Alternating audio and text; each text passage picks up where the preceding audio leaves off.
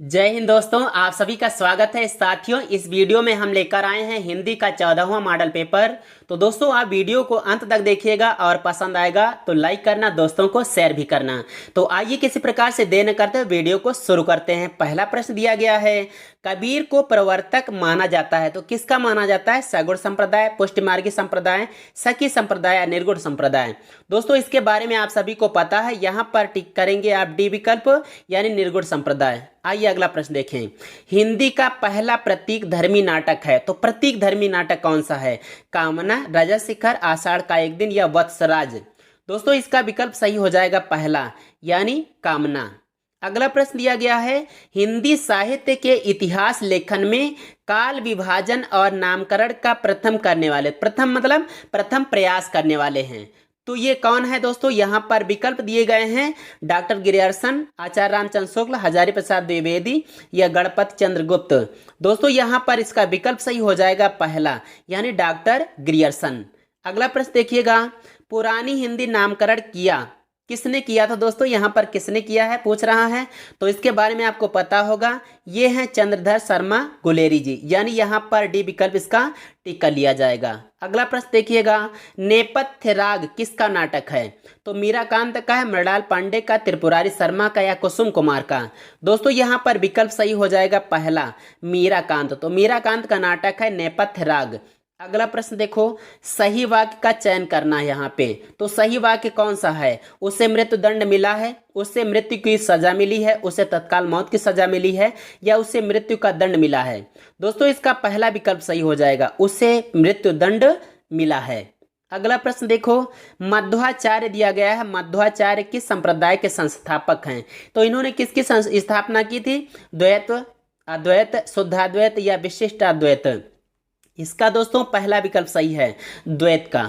अगला प्रश्न देखो, उसने कहा था कहानी के लेखक हैं तो उसने कहा था कहानी के लेखक कौन है? जयशंकर प्रसाद, बेनीपुरी, गुलेरी या वृंदावन लाल वर्मा। इसके बारे में आपको अच्छी तरीके से पता है, यहाँ पर सी विकल्प टिक करना है यानी चंद्रधर शर्मा गुलेरी। आइए अगला प्रश्न देखते हैं, सुषुप्ति का विलोम है। दोस्तों, यहाँ पर दिया गया है जागृति, जागना, जगाना या जागरण। दोस्तों, यहाँ पर विकल्प इसका सही हो जाएगा पहला, सुषुप्ति का विलोम होता है जागृति। अगला प्रश्न देखिएगा, वह बालक उद्यान में विचरण करता है। इस वाक्य का संस्कृत में सही अनुवाद होगा तो क्या होगा? ये पहला होगा, दूसरा होगा, तीसरा होगा अथवा ये चौथा होगा। दोस्तों, यहाँ पर इसका चौथा विकल्प टिक करना है यानी सह बालका उद्याने। लेकिन जो विहरित लिखा है, विहरित नहीं होना चाहिए था, यहाँ पे विहरत ही होना चाहिए था। ठीक है, यानी रा की जो छोटी की मात्रा लगी है या छोटी की मात्रा यहाँ पे नहीं, ता में लगनी चाहिए। आइए अगला देखते हैं, हिंदी साहित्य की भूमिका पुस्तक के लेखक कौन है? तो कौन है? रामचंद्र शुक्ल, राम कुमार वर्मा या विश्वनाथ प्रसाद मिश्र या हजारी प्रसाद द्विवेदी। दोस्तों, इसका विकल्प सही हो जाएगा डी यानी आचार्य हजारी प्रसाद द्विवेदी। आइए अगला प्रश्न देखें, दिया गया है श्रृंगार रस का स्थायी भाव है। तो दोस्तों, इसके बारे में सबको पता है कि इसका स्थायी भाव रति है। अगला प्रश्न देखिएगा, रश्मिलोक के रचयिता हैं। कौन है रश्मिलोक के रचयिता? मक्खनलाल चतुर्वेदी या नागार्जुन, दिनकर या हरिवंश राय बच्चन। दोस्तों, इसका विकल्प सही हो जाएगा सी यानी रामधारी सिंह दिनकर। आइए अगला प्रश्न देखें, इनमें से कौन रीतिबद्ध नहीं है? तो कौन नहीं है रीतिबद्ध? मतिराम, केशव या घनानंद अथवा चिंतामणि।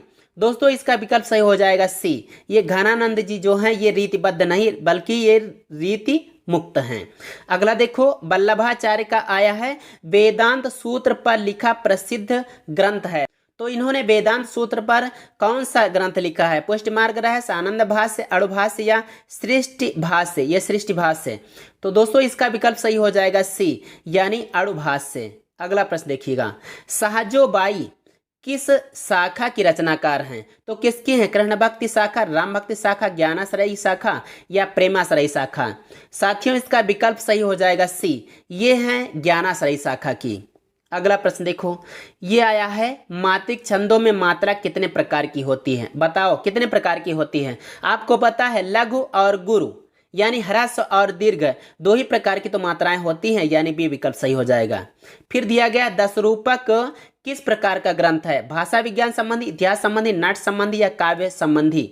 तो यहाँ पर विकल्प सही हो जाएगा सी, नाट्य संबंधी। अगला प्रश्न दिया गया है रीति मुक्त कवि कौन है? तो रीति मुक्त कवि कौन है अभी बताया गया था, यहाँ पर घनानंद का नाम आ गया है भाई, इन्हीं को टिक कर डालो। अगला देखिएगा 20वां, छायावादी प्रवृत्ति की रचना सबसे पहले दिखाई पड़ी किसकी रचनाओं में दिखाई पड़ी? मुकुटधर पांडे की, सुमित्रा नंदन पंत की, या सूर्यकांत त्रिपाठी निराला की, अथवा श्रीधर पाठक की? दोस्तों यहाँ पर वर्तनी अशुद्धि है, उसको आप समझ लीजिएगा, ठीक है। तो यहाँ पर विकल्प सही हो जाएगा पहला, मुकुटधर पांडे की रचनाओं में। अगला प्रश्न देखो, कर्मनाशा की हार किसका कहानी संग्रह है? तो दोस्तों यह किसका कहानी संग्रह है? आपको पता होना चाहिए था, कक्षा 12 में आपने पढ़ा भाई, शिव प्रसाद सिंह यहाँ पे टिक करना है। आइए अगला देखते हैं, ये दिया गया है कवि कुल कल्पतः, कल्पता नहीं होना चाहिए था, कवि कुल कल्पतर होना चाहिए, ठीक है। तो यह किसकी रचना है? कुलपति की, चिंतामणि त्रिपाठी की, मतिराम की, अथवा देव की? यहाँ पर विकल्प सही हो जाएगा बी, यानी चिंतामणि त्रिपाठी की। अगला देखो, ये दिया गया है अवधि का निजी छंद है, तो अवधि का निजी छंद कौन सा है? हमने दोस्तों इससे पहले वाले वीडियो में बरवै को बताया हुआ है, और यहाँ पर एक और भी टिक करेंगे, छप्पै भी। आपकी क्या राय है, इसे आप कमेंट करके बताइएगा। अगला देखते हैं, निम्नलिखित में से किस उपन्यास में मृणाल की आत्म पीड़ा का चित्रण हुआ? तो किस में हुआ है? यह किसका पात्र है? त्यागपत्र, अपने अपने अजनबी, पुनर्नवा, अथवा पानी के प्राचीर? तो दोस्तों इसका जो सही विकल्प है ये हो जाएगा पहला, त्यागपत्र। अगला दिया गया है हिंदी भाषा का उद्गम और विकास के लेखक हैं, तो इसके लेखक कौन है? डॉक्टर नगेंद्र, रामचंद्र शुक्ल, हजारी प्रसाद द्विवेदी, अथवा उदय नारायण तिवारी? तो दोस्तों यहाँ पर इसका विकल्प सही हो जाएगा डी, डॉक्टर उदय नारायण तिवारी। फिर देखिएगा अगला प्रश्न, ताई कहानी के लेखक हैं, तो ताई कहानी किसने लिखी है? आचार्य चतुरसेन शास्त्री ने, सुदर्शन ने, प्रेमचंद ने, विश्वंभर नाथ शर्मा ने? यहाँ पर इसका विकल्प सही हो जाएगा डी, विश्वंभर नाथ शर्मा ने। फिर देखो अगला प्रश्न, ये दिया गया सिक्का बदल गया, तो सिक्का बदल गया किसकी कहानी है? किसने सिक्का बदल दिया? दोस्तों यहाँ पर कृष्णा सोबती ने सिक्का बदल दिया है, यानी इसका बी विकल्प सही हो जाएगा। फिर दिया गया है मृदुला गर्ग के बारे में, तो मृदुला गर्ग का उपन्यास कौन सा है? कर्क रेखा, अग्रपंखी, मैं और मैं, पीली आंधी? तो दोस्तों इसका विकल्प सही हो जाएगा मैं और मैं, यानी ये है मृदुला गर्ग का उपन्यास।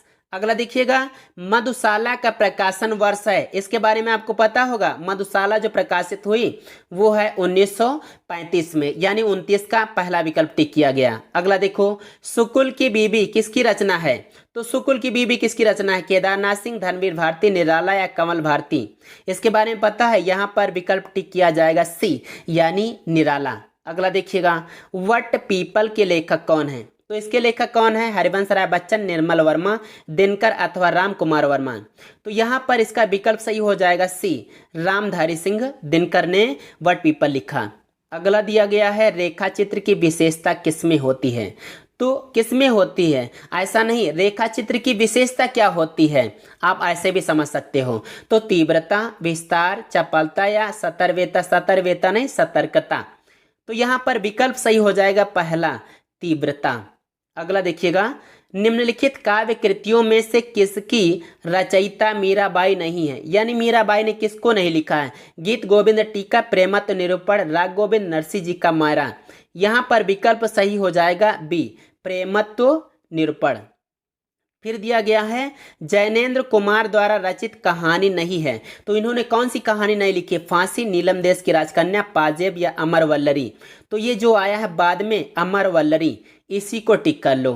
आइए अगला प्रश्न देखते हैं, ये दिया गया है फूल नहीं रंग बोलते हैं, इसके रचनाकार कौन है?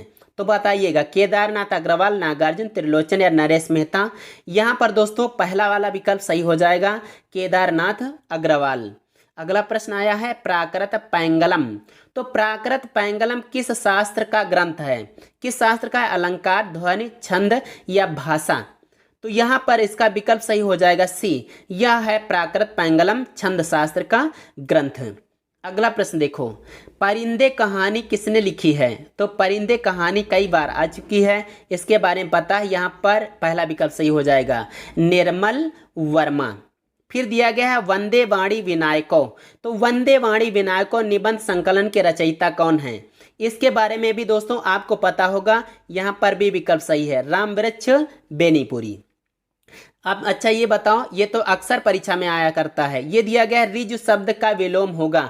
तो ऋजु का विलोम क्या हो जाएगा, इसका उल्टा क्या हो जाएगा? ये है सी विकल्प वाला, वक्र। ऋजु माने सरल होता है और वक्र माने टेढ़ा होता है। इस प्रकार से यहाँ पर सी विकल्प। अगला, शतरंज के खिलाड़ी किसकी रचना है?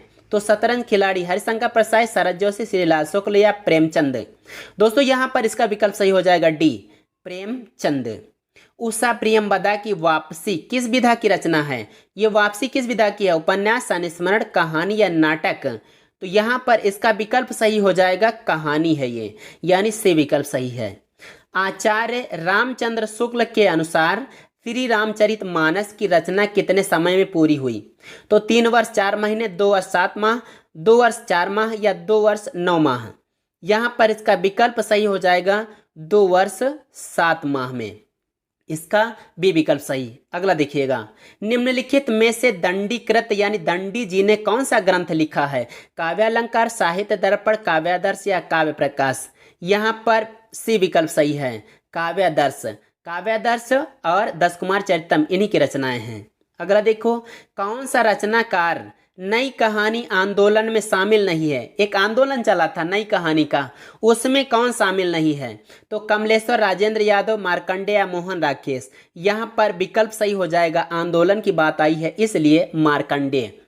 देखिएगा अगला, सही विकल्प सुनिए। तो वाक्य अशुद्ध है यहाँ पर, तो यहाँ पर कौन सा हो जाएगा? एक फूलों की माला लाओ, फूलों की एक माला लाओ, एक माला फूलों की लाओ या फूल की माला एक लाओ? यहाँ पर कौन सा वाक्य सही हो जाएगा? दोस्तों यहाँ पर विकल्प सही है बी, फूलों की एक माला लाओ। इसका दोस्तों वीडियो चैनल पर अपलोड है, वहाँ पर हमने कई तरीके से वाक्यों को शुद्ध करना या अशुद्ध वाक्यों को पहचानना बताया हुआ है। उसकी लिंक ऊपर आई बटन पर दी गई है, यदि आपने उस वीडियो को ना देखा हो तो उसको भी देख सकते हैं। अगला दिया गया है, 8 भागों में प्रेमचंद की कहानियाँ किस नाम से संकलित हैं? इसके बारे में सभी साथी जानते होंगे कि ये मानसरोवर है इनका कहानी संग्रह, जिसमें 8 भागों में प्रेमचंद की कहानियां संग्रहित हैं। अगला दिया गया है, प्रभु जी तुम चंदन और हम पानी किसकी पंक्ति है? संत दादू दयाल रैदास, संत पीपा या संत पलटू दास? यहाँ पर इसका विकल्प सही हो जाएगा रैदास, यानी बी वाला। अगला देखो, छत्र प्रकाश दिया गया है, तो छत्र प्रकाश प्रबंध काव्य है, इसके रचनाकार कौन है? शोधन, लाल कवि, भूषण या पद्माकर? दोस्तों इसका भी विकल्प सही है, लाल कवि ने छत्र प्रकाश लिखा। जहां दिया गया अगला, जहां व्यंजन वर्ण की आवृत्ति एक या अनेक बार हो वहां होता है। तो एक बार हो या अनेक बार हो तो वहां पर हो जाता है वृत्यानुप्रास। देखो दोस्तों, अगर महीने तौर पे देखो तो अगर कोई भी वर्ड लगातार 2 बार आ जाए तो वहां पर 6 का अनुप्रास होता है। कैसे कहोगे? 6 1 का, एक ही बार जब आ जाए, यानी एक बार तो आया है उसके बाद में फिर भी आ गया तो 6 का अनुप्रास। वृत्यानुप्रास में घूम घूम कर वही आता है, तब वृत्तानुप्रास होता है। जैसे रघुपति राघव राजा राम कई बार आ गया है। अगला, शुद्ध वाक्य का चुनाव कीजिए। उधार लेने वाले प्रायः ऋणदाता से मुंह हटाने लगते हैं, उधार लेने वाले प्रायः ऋणदाता से मुंह चुराने लगते हैं। दोस्तों आगे नहीं बढ़ने की जरूरत है, लंबा हो जाएगा, इसी को आप टिक कर डालो। उधार लेने वाले प्रायः ऋणदाता से मुंह चुराने लगते हैं। आइए अगला प्रश्न देखते हैं, ग्वाल कवि किस काल के कवि हैं? चलो इसके बारे में बताओ। ये आदिकाल, भक्तिकाल, रीतिकाल या आधुनिक काल? आप सभी साथी शेर हैं, हम जानते हैं। यहाँ पर आपने टिक कर लिया होगा रीतिकाल, यानी इसका सी विकल्प सही है। अगला देखो, ठिठुरता हुआ गणतंत्र किसकी रचना है? आप इसको अनुमान लगा सकते हो किसकी है, बहुत आराम से लगा सकते हो, बताइएगा फिर भी। भगवती चरण वर्मा, शरद जोशी, हरिशंकर प्रसाद या हजारी प्रसाद द्विवेदी? यहाँ पर हरिशंकर प्रसाद जी का नाम आया है। इन्होंने हास्य व्यंग बहुत जबरदस्त तरीके से किया है और इनकी रचना ऐसे शीर्षक वाली इन्हीं की हो सकती है। आइए अगला देखते हैं। तो ये रहा आपके लिए टिप्स, जहाँ कहीं भी आपको ऐसा मिलेगा वहाँ पर हरिशंकर प्रसाद को टिक करना मत भूलिएगा। ये दिया गया निम्नलिखित में से कौन नीतिकार कवि नहीं है? तो किसने नीति पर नहीं लिखा? रहीमदास, गिरधर कविराय, दीनदयाल गिरी या गिरधर दास? यहाँ पर विकल्प इसका सही हो जाएगा गिरधर दास, यानी डी वाला विकल्प सही है। अगला प्रश्न, इनमें से किस कवि ने सतसई की रचना नहीं की? तो किसने नहीं की? रसनिधि, ब्रंद, भूपति या बेनी प्रवीण? यहाँ पर डी विकल्प सही है, बेनी प्रवीण ने कोई सतसई नहीं लिखी है। गोरखबानी के बारे में बताओ। तो गोरखबानी का संपादन किया किसने किया? हजारी प्रसाद द्विवेदी, राहुल सांकृत्यायन, पीताम्बर दास बड़थवाल ने या रामचंद्र शुक्ल ने? आपने यदि अनुमान लगाया होगा राहुल सांकृत्यायन तो गलत हो जाएगा। डॉक्टर पीताम्बर दास बड़थवाल को आप टिक कर लीजिएगा। अगला देखिएगा, दोहा कोश किसकी रचना है? इसके बारे में इससे पहले हमने बताया हुआ है। यह रचना है सराहपाद की। सूरदास ने अपनी किस कृति के अंत के पद में अपनी वंश परंपरा का परिचय दिया है? ऐसा प्रश्न बन सकता है, जरूर बन सकता है, बताइएगा। सूरसागर, सूरसारावली, साहित्य लहरी या इनमें से कोई नहीं? तो दोस्तों यहाँ पर विकल्प सही हो जाएगा सी, साहित्य लहरी। फिर दिया गया है ब्रंद सतसई की विषय वस्तु क्या है? तो इसकी विषय वस्तु क्या है? नायिका भेद, श्रृंगार, नीति या भक्ति? तो यहाँ पर इसका विकल्प सही हो जाएगा नीति, यानी सी वाला सही है। बताओ, वक्रोक्ति सिद्धांत के प्रवर्तक आचार्य हैं। तो वक्रोक्ति किसका सिद्धांत है? कुंतक, विश्वनाथ, भामा या आनंदवर्धन? तो यहाँ पर पहला वाला विकल्प कुंतक, ये है वक्रोक्ति सिद्धांत के प्रवर्तक। अगला देखिएगा, निम्नलिखित में से कौन आचार्य कवि नहीं है? तो कौन है? केशवदास, भिखारी दास, चिंतामणि या ब्रजवासी दास? इसका विकल्प सही हो जाएगा डी, ब्रजवासी दास। अगला आया है, भारतीय संविधान के किस अनुच्छेद के आधार पर 1955 ईस्वी में राजभाषा आयोग की नियुक्ति की गई? तो 343 बी, 48 ए, 44 ए या 43 ए? यहाँ पर इसका विकल्प सही हो जाएगा दोस्तों 344 ए, यानी इसका सी विकल्प सही है। अगला देखो, संतन को कहा सी करी सो काम, आवत जात पनहिया टूटी विसर गयो हरिनाम? किसका कथन है? परमानंद दास का, कुंभन दास का, सूरदास का या कृष्णदास का? तो यहाँ पर यह विकल्प है दोस्तों कुंभन दास का, यानी इसका बी विकल्प सही हो जाएगा। देखिएगा अगला, बीसल देव रासो के रचनाकार कौन थे? तो नरपति, बीसलदे। नरपत माने राजा होता है, वो बीसलदे, इस तरह से आप याद रखिएगा। अगला देखो, अंग दर्पण किस कवि की रचना है? तो अंग दर्पण रसलीन की, मुबारक की, बेनी प्रवीण या राम सिंह की? इसका पहला विकल्प सही हो जाएगा, अंग दर्पण है रसलीन की। अगला प्रश्न आया है, कुंदन को रंग फीको लगे, झलके अति अंगन चार गोराई? ये पंक्ति किस कवि की है? भूषण की, बिहारी की, देव की अथवा मतिराम की? यहाँ पर इसका विकल्प सही है डी वाला, ये पंक्तियां हैं मतिराम जी की। अगला प्रश्न आया हुआ है, इनमें से किस कवि ने प्रबंधात्मक वीर काव्य की भी रचना की है? तो किसने की है? ग्वाल कवि, राम सहाय दास, पद्माकर भट्ट या सम्मन? इसका विकल्प दोस्तों सही हो जाएगा पद्माकर, यानी इसका सी विकल्प टिक करना है। फिर देखो, ज्ञानाश्रयी शाखा के प्रमुख कवि हैं। तो मेन कवि कौन है ज्ञानाश्रयी के? रायदास, कबीरदास, गुरु नानक या तुलसीदास? इसका ज्ञानाश्रयी शाखा की बात आई है तो यहाँ पर आप बी विकल्प टिक कर लीजिएगा, कबीरदास जी। अगला प्रश्न देखो, जन्म काल के अनुसार निम्नलिखित कवियों का सही अनुक्रम है? तो कौन सा हो जाएगा? ये पहला वाला हो जाएगा, दूसरा, तीसरा या चौथा? आप परीक्षा में क्या करेंगे, आप पहले वाले को देख लीजिएगा चारों विकल्पों में और सबसे बाद वाले को, बस उसी से सब कुछ क्लियर हो जाएगा। यहाँ पर बिहारी जो पैदा हुए थे पहले, सबसे पहले, और पद्माकर सबसे बाद में, यानी इस प्रकार से 68 का ए हो जाएगा। ये अगला देखो, उत्तर रामचरितम का प्रधान रस क्या है? इसके बारे में हमने बताया हुआ है, उत्तर रामचरितम का प्रधान रस करुण है। लोग हैं लाग कवित्त बनावत, मोहित तो मेरे कवित्त बनावत, इस काव्य पंक्ति के रचयिता का नाम है। तो यह किसकी पंक्ति है? आलम, द्विजदेव, घनानंद या इनमें से कोई नहीं? यहाँ पर दोस्तों यदि आपने विकल्प टिक किया होगा घनानंद तो बिल्कुल सही टिक किया है। अगला प्रश्न देखिएगा, दिया गया यहाँ पर गुड़गांव, दिल्ली तथा करनाल के पश्चिमी क्षेत्रों में बोली जाने वाली अहीरवाटी का संबंध किससे है? उत्तर पूर्वी राजस्थानी, पश्चिमी राजस्थानी, उत्तरी राजस्थानी या दक्षिणी राजस्थानी? दोस्तों इसका यहाँ पर विकल्प यदि आपने टिक किया होगा सी वाला तो बिल्कुल सही टिक किया है। और हाँ, हम ये भी बता देना चाहेंगे कि संदेह है पहले वाले पर भी, लेकिन आप क्या बताएंगे इससे आप कमेंट करके जरूर बताइएगा। अगला दिया गया है, अवधि का उद्भव किस अपभ्रंश से हुआ? तो किससे हुआ? सौरसेनी, पैशाची, मागधी या अर्धमागधी। यहाँ पर इसका विकल्प सही हो जाएगा डी, इसका विकास हुआ है अर्धमागधी से। अगला देखो, मैथिली में साहित्य सृजन करने वाला रचनाकार कौन है? तो मैथिल कोकिल किसको कहते हैं? विद्यापति को कहते हैं, यही टिक कर दो। मध्य पूर्वी दिया गया है, राजस्थानी का एक अन्य नाम है। तो मध्य पूर्वी राजस्थानी जो भाषा है उसका अन्य नाम क्या है? तो दोस्तों उसका नाम है ढूंढाड़ी, यानी इसका बी विकल्प सही हो जाएगा। इस ढूंढाड़ी को हड़ौती भी बोलते हैं। अगला देखो, शुद्ध वर्तनी बताया गया है, शुद्ध वर्तनी का चुनाव कीजिए। तो किस शब्द की वर्तनी शुद्ध है? आप पहला बताइएगा, दूसरा, तीसरा, चौथा। यहाँ पर दोस्तों सी वाला विकल्प सही हो जाएगा, शमशान, इसकी वर्तनी शुद्ध है। फिर दिया गया शुद्ध शब्द छांटिए, यहाँ भी वही काम करना है। तो पहला, दूसरा, तीसरा, चौथा, यहाँ पर दोस्तों आपने टिक कर लिया होगा दूसरा वाला, यानी विश्लेषण, यही सही है। फिर देखो आगे भी आया है, सही वर्तनी को चुनना है। यहाँ पर कौन सा हो जाएगा? साथियों, छह को षष्ठ बोलते हैं तत्सम, ये पहला विकल्प सही है। फिर दिया गया किस वर्ण का उच्चारण स्थान कंठ तालु है? तो किसका है कंठ तालु? ओ, आए, हाँ या छा? दोस्तों इसका विकल्प सही हो जाएगा बी वाला, आए। दोस्तों वर्डों के उच्चारण स्थान को हमने ट्रिक से बताया हुआ है, उसकी वीडियो चैनल पर अपलोड है, जिसकी लिंक ऊपर आई बटन पर दी गई है। यदि आपने उसको ना देखा हो तो उसको भी देख सकते हैं। आइए अगला प्रश्न देखते हैं।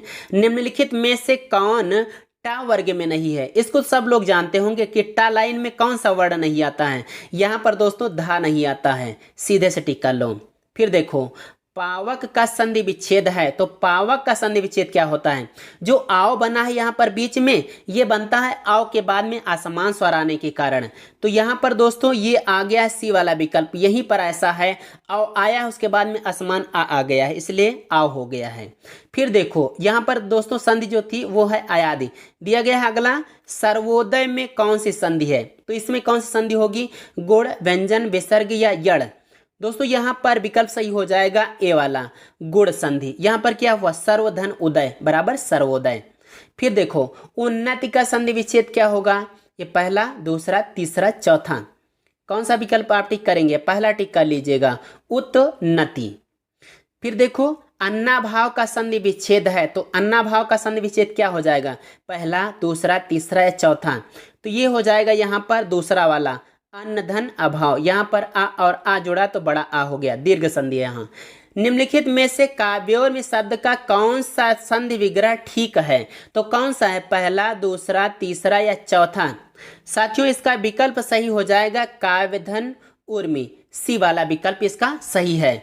आइए अगला देखते हैं। निम्नलिखित में से कौन सा पुर्तगाली भाषा का शब्द है? ये ऐसा आता है, ये प्रश्न जरूर बन जाता है ऐसा। तो दोस्तों यहाँ पर कौन सा हो जाएगा? चम्मच, गोदाम, लाश या बीबी? इसका विकल्प सही हो जाएगा बी वाला, यानी गोदाम। गोदाम शब्द जो है ये पुर्तगाली भाषा का शब्द है। आइए अगला प्रश्न देखते हैं। ये दिया गया, निम्नलिखित में से कौन सा फारसी भाषा का शब्द नहीं है? तो कौन सा नहीं है? एक विकल्प आप देख रहे होंगे, पेपर आया है। सबसे पहले सरसरी तौर पर देखा जाता है, कौन सा? बहुत आसान तो नहीं आया है। यहाँ पर जैसे आ गया पेपर, पेपर इंग्लिश का है तो ये फारसी का नहीं है। बाकी आपको नहीं देखना है, एक बार में ही इसको टिक कर दिया गया। इसी प्रकार से आप परीक्षा में भी करिएगा। देखिए यहाँ पे बताना है दर्शन का तद्भव रूप है। तो दर्शन का तद्भव क्या होता है? ये हो जाता है सी वाला, दर्शन। अगला दिया गया है, झगड़ा मेरे और उसके मध्य में था। झगड़ा मेरे और उसके, तो मेरे और उसके क्या हो जाएगा यहाँ पे? करण कारक, कर्म कारक, संबंध कारक या अधिकरण कारक? दोस्तों इसका विकल्प सही हो जाएगा के से आपने पहचान लिया होगा, मेरे से आपने पहचान लिया होगा, संबंध कारक है। अगला देखो, मैं काम से जा रहा हूँ। मैं काम से जा रहा हूँ, कारण बतलाया जा रहा है। अच्छा तो बताओ यहाँ पे कौन सा कारक? करण, अपादान, संप्रदान या कर्म कारक है? दोस्तों इसका विकल्प सही हो जाएगा पहला वाला, यानी करण कारक। यहाँ पर कारण बताया गया इसलिए।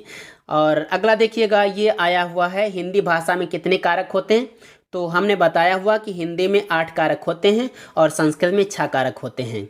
अगला देखिएगा, राम की गाय चरती है, वाक्य में कौन सा कारक है? तो राम की क्या दिया गया? की दिया गया है, इसलिए यहाँ पर दोस्तों संबंध कारक हो जाएगा, यानी डी विकल्प।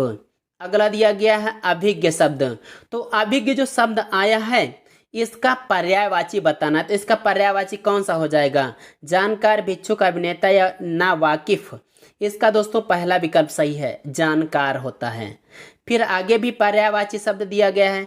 परिमल का पर्यायवाची क्या हो जाएगा? सुख, सर्वोत्तम गंध, विमर्दन या सहवास। इसका भी विकल्प सही है, सर्वोत्तम गंध। फिर दिया गया वरिष्ठ। वरिष्ठ शब्द का बताइएगा, इसका क्या हो जाएगा? समानार्थी शब्द बड़ा, श्रद्धेय, पूजनीय, शिष्ट। तो इसका विकल्प सही हो जाएगा पहला वाला, वरिष्ठ मतलब होता है बड़ा। फिर दिया गया अगला प्रमत्त या स्वेच्छाचारी, इतना आया है, इसका क्या हो जाएगा? इसका दोस्तों पहला विकल्प टिक करना है, उन्मत्त। ये पर्यायवाची हो गए। अभी कुछ बाकी इसी से संबंधित, ये दिया गया काल, यमराज। इसका आप क्या टिक करेंगे? निंदा, काला, अवसर या विरोध। तो जहाँ कहीं काल आ जाए समय की बात आती है और समय को जोड़ देते हैं अवसर के साथ में।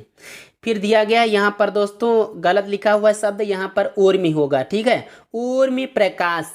तो इसका क्या हो जाएगा? इसका समानार्थी दोस्तों बन जाएगा यहाँ पर तरंग, यानी इसका बे विकल्प सही है। फिर दिया गया है लालची शब्द में प्रत्यय है, तो लालची शब्द में कौन सा प्रत्यय है? तो लालच शब्द होता है यहाँ पे और ई प्रत्यय हो जाती है तो बन जाता है लालची। अगला देखिएगा, कार प्रत्यय से निर्मित नहीं है, कौन सा नहीं है? यहाँ तो आंखें मूंद के ये सूरदास भी बता सकते हैं कि यहाँ पर बड़प्पन हो जाएगा, यहाँ पर कार कहाँ आया है। अच्छा अगला देखो, यहाँ पर शब्द गलत लिखा है, अध्यापिका होना चाहिए था। तो अध्यापिका शब्द में प्रत्यय है, कौन सा है? का और इका, यहाँ पर बिल्कुल इसको हटा दो, आइका या इका। दोस्तों इसका विकल्प सही हो जाएगा डी वाला, अध्यापिका में इका प्रत्यय है। फिर देखो, चंद्रमौल शब्द किस समास से बना है? तो ये अच्छी बात आ गई, बताइएगा, बहुव्रीहि, द्वंद्व, अव्ययी भाव या तत्पुरुष। इसका विकल्प सही हो जाएगा पहला, चंद्रमा है मौल पर जिसके वह अर्थात शिव जी। द्वंद्व समास होता है, तो द्वंद्व समास की परिभाषा क्या होती है? संस्कृत में बोलते हैं चार्थे द्वंद्व। अच्छा, जहाँ पर चा के अर्थ में होता है वो द्वंद्व समास, यानी जहाँ पर जिसके सभी पद प्रधान हो उसको कहते हैं द्वंद्व समास। अगला देखो, प्रयोगशाला शब्द में समास का प्रकार है, तो इसमें कौन सा समास हो जाएगा? अव्ययी भाव, द्विगु, द्वंद्व या तत्पुरुष। तो प्रयोग के लिए होती है शाला, जब ऐसी बात होती है तो हो जाता है तत्पुरुष। आइए अगला प्रश्न देखते हैं। ये दिया गया है निर्विवाद में कौन सा समास है? आप ध्यान दीजिएगा, जहाँ कहीं भी शुरुआत में कोई उपसर्ग जुड़ जाएगा तो उपसर्ग होते हैं अव्यय, तो वहाँ पर समास हो जाता है अव्ययी भाव। ये दिया गया है अगला, अगला है जिसकी आशा ना की गई हो, तो दोस्तों उसको क्या कहेंगे? ये पहला, दूसरा, तीसरा, चौथा। दोस्तों यहाँ पर इसका विकल्प सही हो जाएगा ये बी वाला, अप्रत्याशित। जिसके पास कुछ भी ना हो उसको क्या कहेंगे आप? गरीब, अकिंचन, दरिद्र या विनीत। आप सभी साथियों को पता होगा, यहाँ पर बी विकल्प सही हो जाएगा, अकिंचन। किंचन माने कुछ और अ नकारात्मक अर्थ देता है तो कुछ नहीं। आदि से अंत तक, इसका क्या हो जाएगा? इसका यहाँ पर वाक्यांश के लिए एक शब्द पूछ रहा है, तो आद्योपांत, आदि, दिगंत या अंति। बहुत सरल आ गया है, यहाँ पर पहला विकल्प सही करना है, आद्योपांत। आँख का पानी ढल जाना, इसका क्या होगा? आँख का पानी ढल जाना, यह मुहावरा आया है, इसका अर्थ क्या होता है? बुढ़ापा आ जाना, प्रिय व्यक्ति का बिछुड़ जाना, निर्लज्ज हो जाना, देखने की ताकत कमजोर पड़ना। आप लोग तैयारी कर रहे हैं मास्टरी की, और जब कोई मास्टरी की तैयारी करने लगता है तो उसको चुन चुन के देखता है, एक छोटी छोटी चीज़ को भी बड़े महीने तौर पर देखता है, तो ये हो जाएगा निर्लज्ज हो जाना। आइए अगला प्रश्न देखते हैं। ये दिया गया है थाली का बैंगन। थाली का बैंगन कैसा होता है? सब तरफ ढनक सकता है तो यहाँ पर विकल्प सही हो जाएगा सिद्धांतहीन व्यक्ति, वो किसी के भी साथ में हो सकता है, कुछ भी कह सकता है। अगला देखिएगा, अधजल गगरी छलकत जाए, ये आ गई लोकोक्ति। इसका मतलब क्या होता है? इसके बारे में आप सभी को पता होगा, थोड़ा सा ज्ञान या संपत्ति वाले का गर्व प्रदर्शन। ये डी विकल्प सही है। फिर दिया गया है, ये आया मुहावरा। मुहावरा दिया गया 9 2 11 होना, ये भी बहुत सरल है, तुरंत भाग जाना। जहाँ पर दोस्तों ज़्यादा समय की जरूरत होगी वहाँ पर तो हम चारों विकल्प पढ़ेंगे, बाकी जल्दी में। आइए अगला देखते हैं। देखि सुदामा के दीन दशा करुणा करिकै करुणा निधि रोए में कौन सा रस है? तो कौन सा हो जाएगा? वियोग, रौद्र, करुण या शांत? यहाँ पर दोस्तों विकल्प सही हो जाएगा करुण, करुण रस। अगला देखिए, किस रस को रसराज कहा जाता है? तो किस रस को कहते हैं? श्रृंगार, वेश, शांत या करुण? इसका विकल्प सही हो जाएगा पहला, श्रृंगार रस को रसों का राजा कहते हैं। विस्मय स्थायी भाव किस रस में होता है? विस्मय माने होता है आश्चर्य, आश्चर्य मतलब अद्भुत, यानी इसका सी विकल्प सही है। फिर अगला देखो, किस छंद में 6 चरण होते हैं? 6 चरण किस में होते हैं? बरवै, चौपाई, सोरठा या छप्पै? 3 तो पहले से ही बिल्कुल रिजेक्ट कर दो, बाकी क्या बचता है? ये डी वाला, इसमें कुछ लगा हुआ है, छा भी लगा हुआ है, तो 6 से छप्पै। अगला देखिएगा, निम्न में से सममात्रिक छंद का कौन सा उदाहरण है? सम मात्राएं कौन किस में होती हैं? यहाँ पर विकल्प सही है सी वाला, इसमें 16 मात्राएं होती हैं और 4 चरण होते हैं। अगला देखिएगा, यहाँ पर दोस्तों दिया गया है छप्पै किस प्रकार का छंद है? चलो फिर भी घूम के आ गया, छप्पै कैसा छंद है? सम, विषम, अर्धसम या इनमें से कोई नहीं? दोस्तों इसमें जब 6 चरण होते हैं तो ये हो जाता है इस प्रकार से भी विषम। अगला देखिएगा, चौपाई के, फिर पूछ रहा है, घूम के आया, चौपाई के प्रत्येक चरण में कितनी मात्राएं होती हैं? अभी तो बताया 4 चरण होते हैं, 16 मात्राएं होती हैं, हर एक चरण के अंत में 2 गुरुवर्ण होते हैं। आगे दिया गया है निर्देश। निर्देश में बताया गया कि प्रश्न संख्या 119 से 125 तक यह लागू रहेगा। निम्नलिखित गद्यांश को पढ़कर नीचे दिए गए प्रश्नों के उत्तर दीजिए। तो पढ़ा जाएगा पहले गद्यांश। आइए गद्यांश पढ़ते हैं और उसी के पर आधारित प्रश्नों के उत्तर दिया जाए। गद्यांश दिया गया है, विद्या अभ्यासी पुरुष को, यानी जो विद्या का अभ्यास करता है ऐसे पुरुष को साथियों का अभाव कभी नहीं रहता। उसकी कोठारी में सदा ऐसे लोगों का वास रहता है जो अमर हैं। वे उसके प्रति सहानुभूति प्रकट करने और उसे समझाने के लिए सदा प्रस्तुत रहते हैं।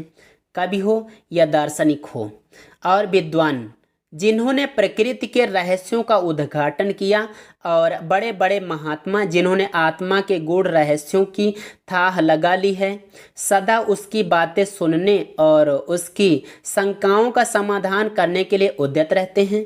बिना किसी उद्देश्य के सरसरी तौर पर पुस्तकों के पन्ने उलटते जाना अध्ययन नहीं है। परिभाषा मान लो आप पढ़ रहे हैं, ये अध्ययन क्या होता है? अध्ययन होता है लिखी हुई बातों को विचार पूर्वक पूर्ण रूप से हृदय से ग्रहण करने का नाम। प्रत्येक स्त्री पुरुष को अपने पढ़ने का उद्देश्य स्थिर कर लेना चाहिए। इसके लिए सबसे मुख्य बात यह है कि पढ़ना नियम पूर्वक हो, अर्थात इसके लिए नित्य का समय उपयुक्त होता है। ये आया अध्ययन निबंध से, जो कि आचार्य रामचंद्र शुक्ल ने लिखा है। आइए आगे देखते हैं प्रश्नों को और फिर जवाब दीजिएगा आप। यहाँ पर पहला प्रश्न दिया गया है, अध्ययन क्या है?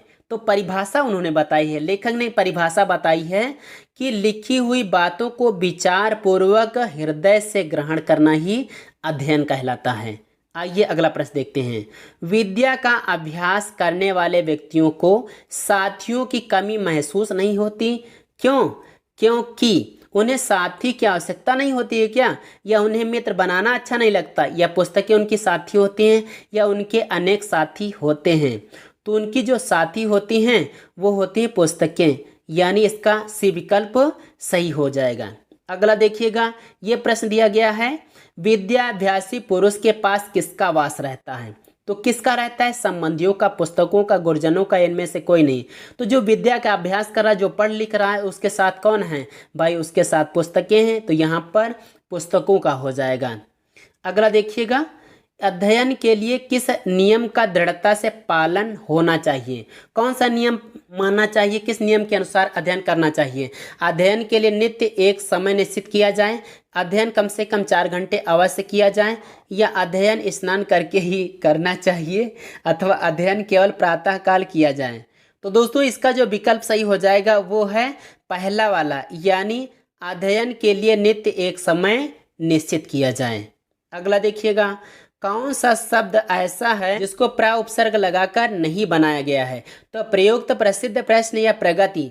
दोस्तों इसका विकल्प सही हो जाएगा सी प्रश्न, यहाँ पर प्रा उपसर्ग नहीं लगा है। फिर दिया गया है विद्वान शब्द, तो विद्वान शब्द का विलोम क्या होता है? विदुषी, मूर्ख, मंदबुद्धि या विद्वता। इसका विकल्प सही हो जाएगा बी वाला मूर्ख। आप साथियों में से कुछ साथी ए भी टिक करेंगे। हम जानते हैं स्त्री पुरुष के अनुसार विद्वान और विदुषी कर लेंगे, लेकिन ज्ञान के अनुसार यहाँ पर विद्वान और मूर्ख हो जाता है। दोस्तों आज का अंतिम और 125वां प्रश्न दिया गया है, स्त्री पुरुष में समास है तो कौन सा समास है? द्वंद्व, द्विगु, कर्मधारय या तत्पुरुष। तो यहाँ पर इसका दोस्तों विकल्प सही हो जाएगा द्वंद्व, यानी पहला विकल्प। क्योंकि यहाँ पर दिया गया स्त्री पुरुष, इसका हो जाता है स्त्री और पुरुष। तो दोस्तों यह वीडियो आपको कैसा लगा इसे आप कमेंट करके बताना, और यदि अच्छा लगा हो तो लाइक भी कर देना। आपके एक लाइक से हमें मोटिवेशन मिलता है। हम कोशिश करते हैं कि इससे भी सरल तरीके से और इससे भी ज़्यादा चीज़ें खोजकर आपके लिए लेकर आएँ। तो आइए दोस्तों आज के अंक में ये रहा आपका प्रैक्टिस सेट। अगले वीडियो में हम अगला प्रैक्टिस सेट लेकर फिर से उपस्थित होंगे। तो जय हिंद, वंदे मातरम।